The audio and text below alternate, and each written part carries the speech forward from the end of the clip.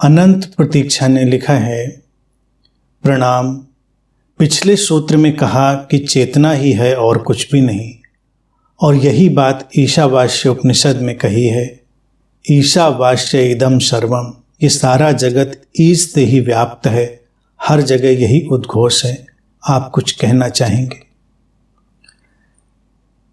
ये जो भारतीय दर्शन में जगह जगह आती हुई बातें हैं, इन पर यही कहना उचित है कि ये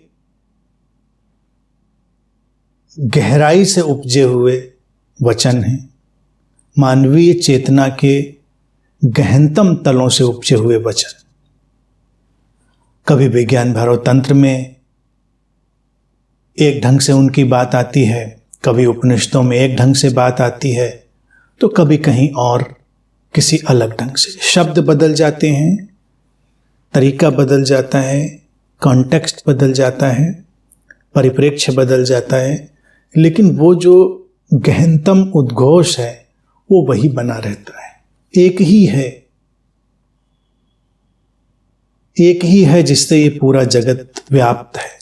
अब उसको चेतना कहें, ईस्ट कहें, परमात्मा कहें, खुदा कहें, टोटलिटी कहें, अस्तित्व कहें, कुछ भी नाम दें हम, नामों से क्या फर्क पड़ता है।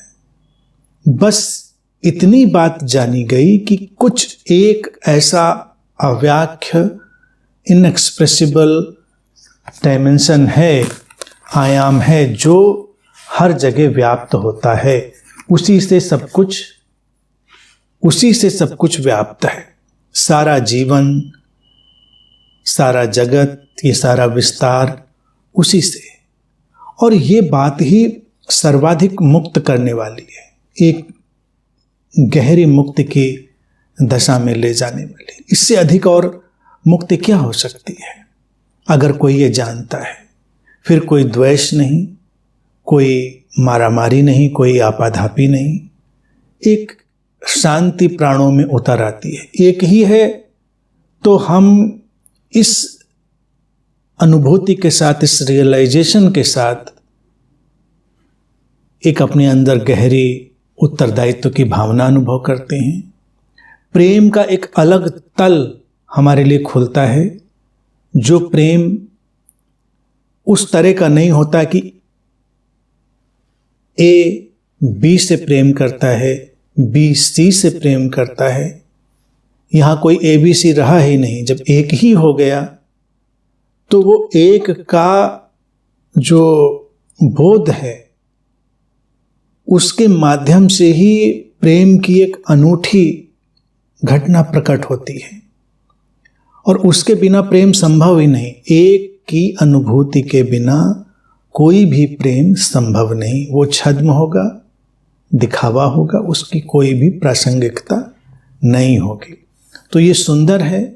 इन बातों पर बस यही हमको देखना चाहिए कि भारतीय दर्शन में अद्भुत अनूठी गहराई है, और एक ही बात को कहने के अलग अलग ढंग तलाशे गए। कब, कहाँ, कैसे, किसके हृदय को कौन सी बात स्पर्श कर जाए, बस इसीलिए इनकी अलग अलग अभिव्यक्तियां होती हैं, और यही महत्वपूर्ण भी है।